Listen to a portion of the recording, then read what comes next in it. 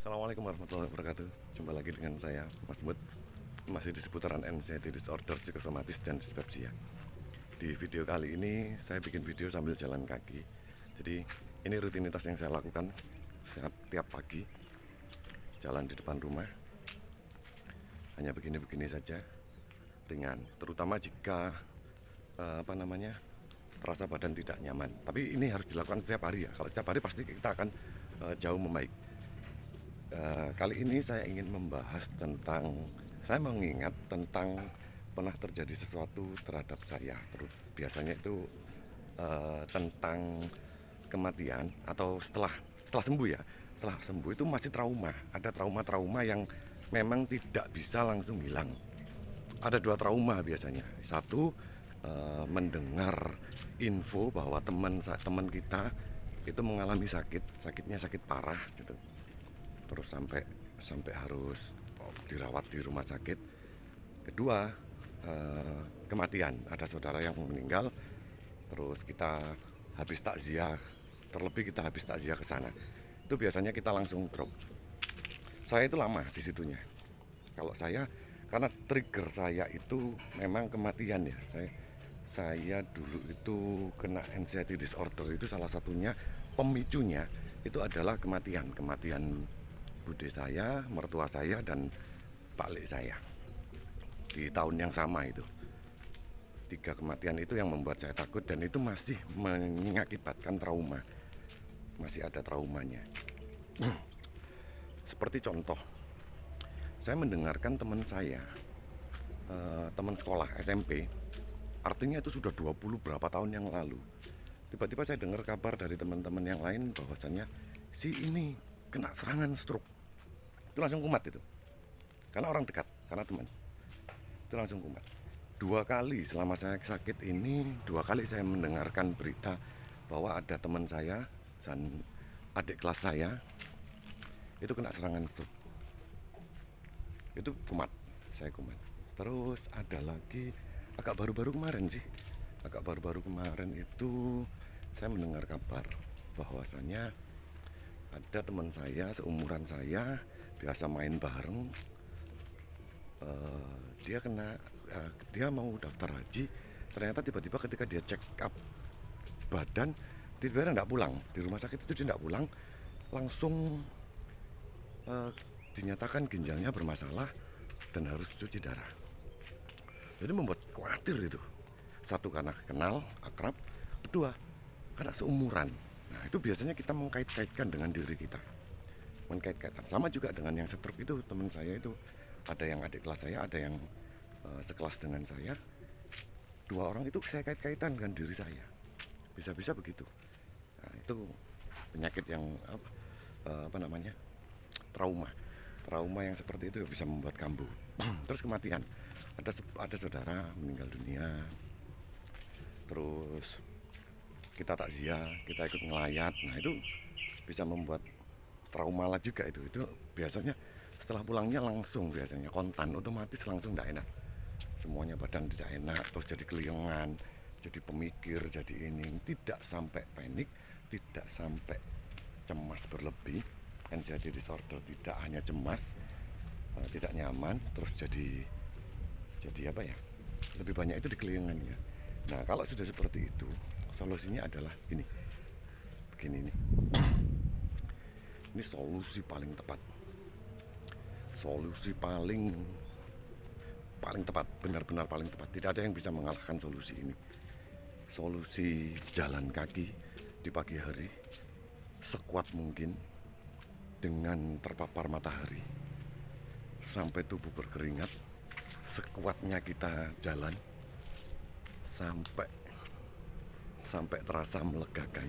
Itu biasanya langsung membaik.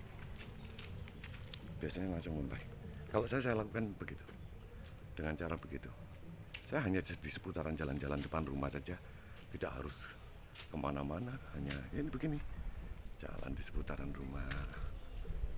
Tadi sudah saya lakukan pemanasan, juga sudah saya sedikit lari-lari kecil di teras rumah saja, di depan rumah. Hanya begini bolak-balik, tidak perlu dengan tidak perlu dengan jarak yang panjang, tidak perlu cari lokasi yang panjang, jadi tidak ada alasan untuk tidak bisa melakukan kegiatan olahraga. Kalau saya lakukan begitu. Itu terbukti efektif bisa membuat tubuh kita atau mental kita membaik. Kalau fisik sih nggak ada masalah ya, kalau fisik nggak ada masalah. Karena sudah diswabsiannya sudah oke. Terus sebenarnya anxiety disordernya sudah oke kan, tinggal ya 10-5% lah mungkin ya yang suka cemas-cemas itu.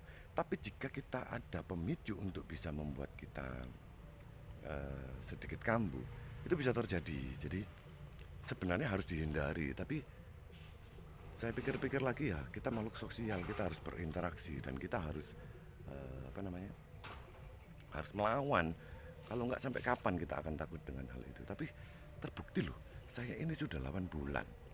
Ketika yang meninggal itu saudara, itu masih kumat meskipun hanya beberapa jam ya, meskipun hanya tidak nyaman, meskipun hanya hanya hanya takziah gitu, karena tapi kita juga melihat jenazahnya, ikut menguburkan. Itu lebih parah, itu yang parah. Kalau sampai kita ikut ikut prosesi pemakaman jenazah tersebut, memang saya kumat. Kalau saya kumat, jujur saja saya kumat. Ini saya agak kumat karena kemarin saya baru eh, takziah ke Madura. Kemarin itu ada saudara meninggal, ikut nyolati, ikut mengangkat kerandanya, ikut acaranya di sana, melihat kesedihan saudara-saudara. Itu ada trauma. Sepulangnya itu saya sudah tidak enak, perut itu sudah begah semua, tidak nyaman, pikiran kemana-mana, makin main itu jalan, pikiran itu mikir terus. Begitu pulang ke rumah Pak D saya ternyata kena kencing manis, ada luka di kakinya, wassalam, tambah menjadi jadi. Malamnya saya ikut 1000 harinya Pak Lek saya di dekat rumah. Terus apa yang saya lakukan? Saya cukup minum obat gatal CTM separuh. Saya tidur, minum air yang banyak, saya tidur. Begitu bangun, saya tidur lagi, bangun tengah malam, pipis, tidur lagi. Begitu bangun pagi, terus nunggu matahari terbit, saya lakukan jalan ini, membaik langsung, kontan, otomatis sudah langsung membaik. Sama halnya ketika mendengar berita teman sakit itu tidak begitu ya, tidak seberapa. Kalau hanya mendengar berita teman sakit itu tidak seberapa, lebih serem di mendatangi satu kematian. Proses kematian penguburan jenazah itu jauh lebih serem, karena trigger saya di situ. Saya awal kena anxiety-nya di situ, karena triggernya di situ. Jadi masih ada trauma. Tapi harus saya lawan terus, saya lawan. Tidak mungkin kita akan seperti itu terus, kita harus berani dan kita lawan. Saya datangi aja terus, saya seperti itu. Ketika nanti pulang dari proses pemakaman terus begini lagi, ya sudah dialami. Tapi satu hal yang saya ingat, dulu itu berimbas sampai sehari.